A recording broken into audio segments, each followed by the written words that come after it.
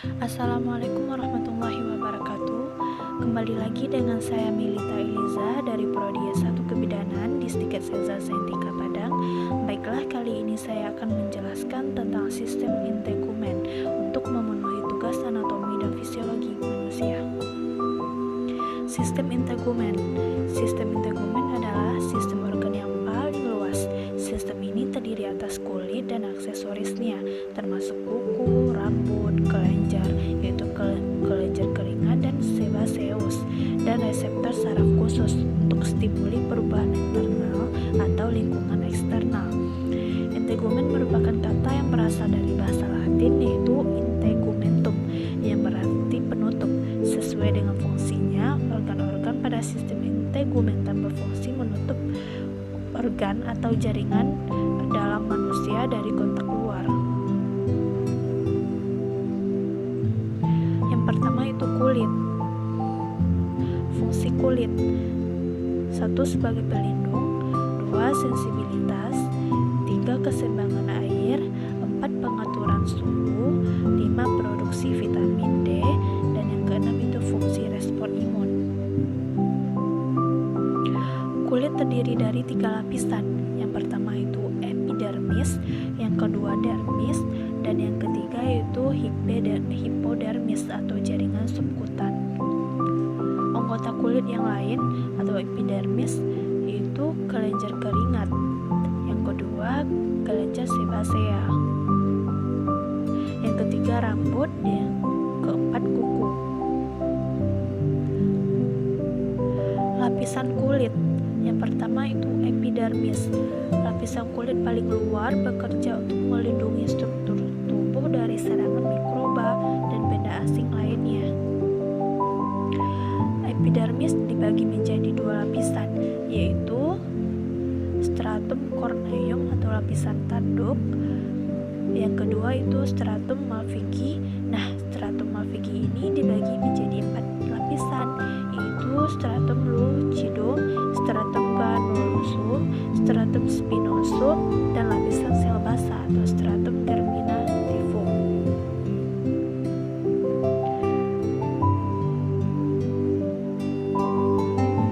Yang kedua itu dermis, terletak tepat di bawah epidermis, terdiri dari selaput kolagen, elastin, retikulin. Dan di lapisan dermis banyak terdapat pembuluh darah dan fungsi sensoris. Dermis tersusun dari 2 lapisan yang berbeda, yaitu dermis papillari dan dermis retikular. Yang ketiga yaitu jaringan subkutan, yaitu lapisan kulit bagian dalam.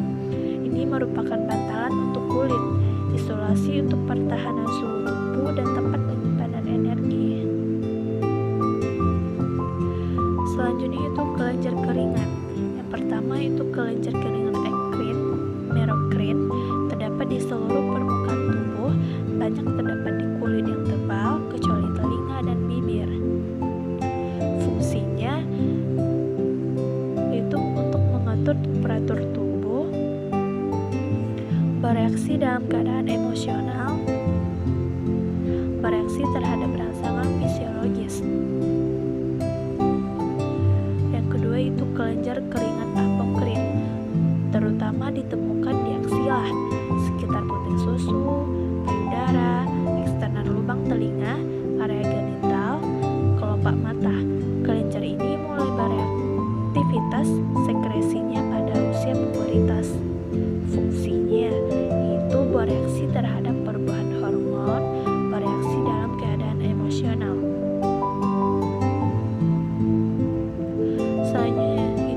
Selanjutnya itu kelenjar sebasea. Kelenjar sebasea terdapat di seluruh permukaan tubuh kecuali telapak tangan dan telapak kaki.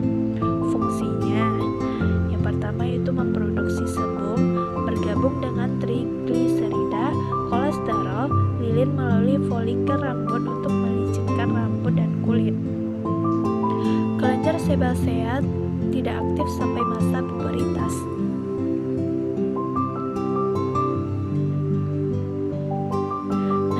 Kira-kira begini ya bentuk kelenjar sebasea.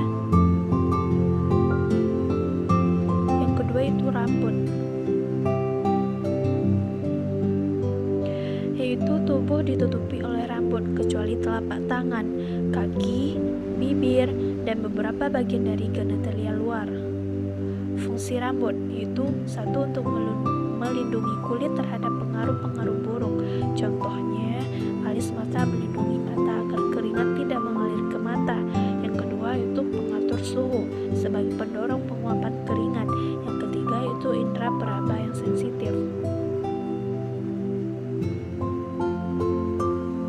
Rambut dibentuk dari keratin. Pada kulit kepala, kecepatan pertumbuhan rambut biasanya 3 mm per hari. Folikel rambut melewati siklus. Yang pertama pertumbuhan, yaitu rambut anagen. Yang kedua stadium intermedia, yaitu rambut katagen. Dan yang ketiga involusi, yaitu rambut telogen. Jenis rambut terbagi atas dua, yaitu rambut terminal, dapat panjang, berwarna, yaitu pada rambut kepala, alis, dan bagian yang tumbuh pada saat pubertas.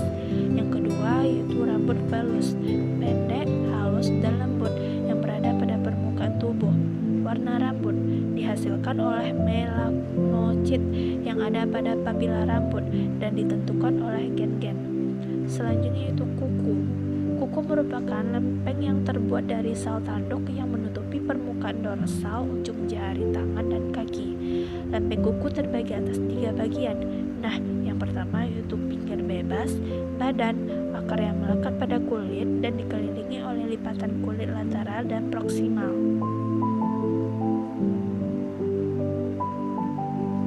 Bagian-bagian kuku. Yang pertama itu matriks, adalah bagian hidup dari kuku, tepat berada di belakang dan di bawah lipatan kuku dan menghasilkan keratin yang tumbuh lempeng kuku. Jika matriks terjadi kerusakan, maka pertumbuhan lempeng kuku yang akan terkena dampak langsung. Lunula adalah wilayah putih kecil yang terbentuk di dasar kuku dan merupakan satu-satunya bagian dari matriks yang terlihat. Selanjutnya itu eponisium, adalah kulit mati yang terbentuk di sekitar kutikula. Kulit ini mati dan dapat dihapus atau dipangkas dan cenderung lebih banyak terdapat pada laki-laki daripada perempuan. Selanjutnya itu paronisium, adalah kulit hidup sekitar kutikula yang melindungi matriks.